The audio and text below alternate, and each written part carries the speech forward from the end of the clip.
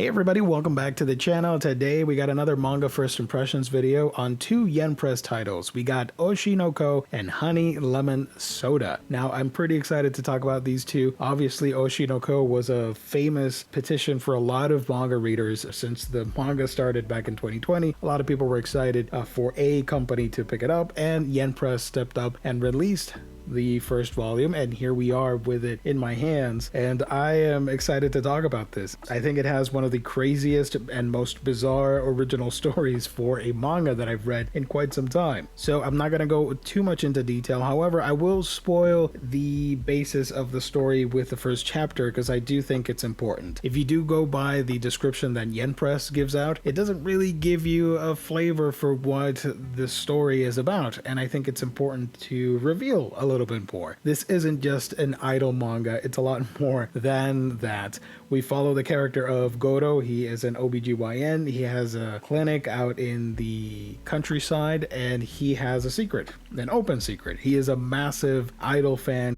Specifically, Ai Hoshino. Ai is the rising star, and suddenly she took a hiatus, and nobody knows why, until our gynecologist here finds out that she is taking a hiatus because she's pregnant and goes to his clinic to see if she can deliver her kids there. In a shocking plot twist, Goto accepts, and he is determined to make it happen, but as fate would have it, Ai is followed by a deluded stalker. The stalker meets up with our doctor and murders him. And in another shocking plot twist, Goto is reborn, reincarnated if you will, as one of Ai's twins, Aquamarine Hoshino, the other character being Ruby Hoshino. Yeah, I know, it's kind of weird, but if you don't mind the crazy premise, I think you'll be greeted with a really nice story that is wholesome in some areas, but also dramatic and comedic, and it gives a lot of criticism to stardom, idol culture, and of course,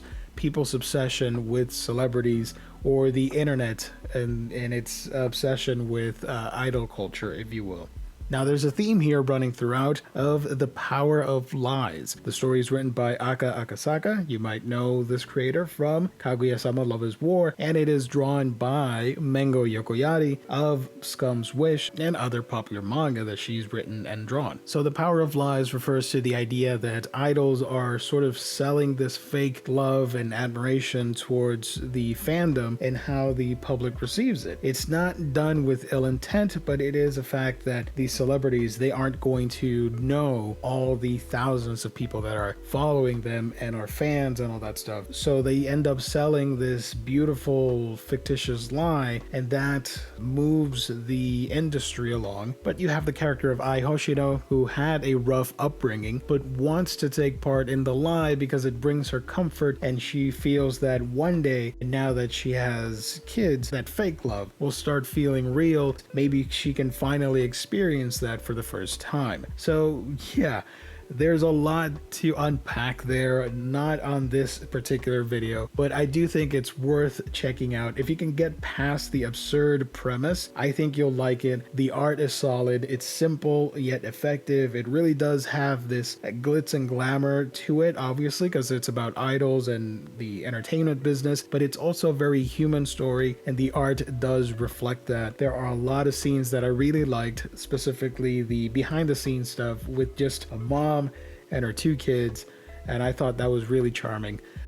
Okay, the next one that we're going to talk about here is Honey Lemon Soda. Now this one is written and drawn by Mayu Murata, and it tells the story of young Uka Ishimori. She is a 15-year-old that moves into a new high school, and she has been the victim of bullying and pranks and all these other horrible things in her past by her previous classmates in another school, and now she gets a fresh new start in another one, and she has a horrible first day, literally being accidentally, I should say, sprayed by a soda bottle at the hands of our second main character, Kai Miura. Miura is one of the popular kids in the school, but he turns out to be a very empathetic character. He has a grasp on the situation, and he's very confident. He's also very sharp and to the point with the words that he chooses, but can also show affection and a softness and a gentleness with the way he behaves, and he he immediately picks up on Ishimori's